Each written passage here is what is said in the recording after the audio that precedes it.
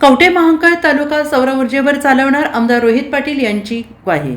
महावितरण कार्यालयात आढावा बैठक. कवठे महांकाळ तालुका संपूर्णपणे सौर ऊर्जेवर चालवून वीज संकटातून शेतकरी आणि सर्वसामान्य नागरिकांची कायमची सुटका करणार असल्याची ग्वाही आमदार रोहित पाटील यांनी दिली आहे. त्याचबरोबर तालुक्यातील वीज ग्राहकांच्या समस्या, वाढते भारनियमन आणि प्रलंबित कामांबाबत वीज वितरण कंपनीच्या अधिकाऱ्यांची झाडाझडती घेत तालुक्यातील नागरिकांच्या विविध तक्रारींचे निवारण करण्याचे निर्देश दिले.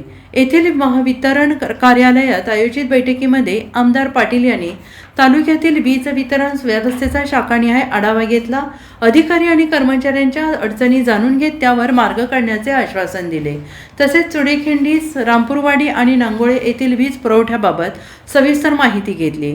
नांगोळे उपकेंद्राचे काम तातडीनं पूर्ण करून ते सुरू करण्याच्या सूचना त्यांनी दिल्या. बैठकीदरम्यान तालुक्यातील सर्व वायरमन त्यांच्या समस्या ऐकून घेतल्या. काही नागरिकांनी वायरमनच्या कामकाजाबाबत तक्रारी मांडल्याने आमदार पाटील यांनी कर्मचाऱ्यांना चांगले काम करण्याचा सल्ला देत पुढील काळात तक्रारी आल्यास संबंधितांनी नावे जाहीर करून जबाबदारी निश्चित केली जाईल असा स्पष्ट इशारा दिला.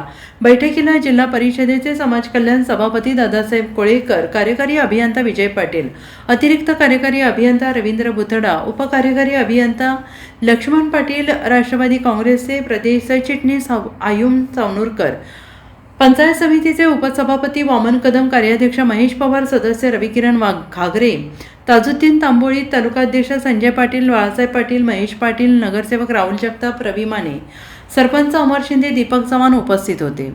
Bureau report, SPN Marathi, Kavathe Mahankal.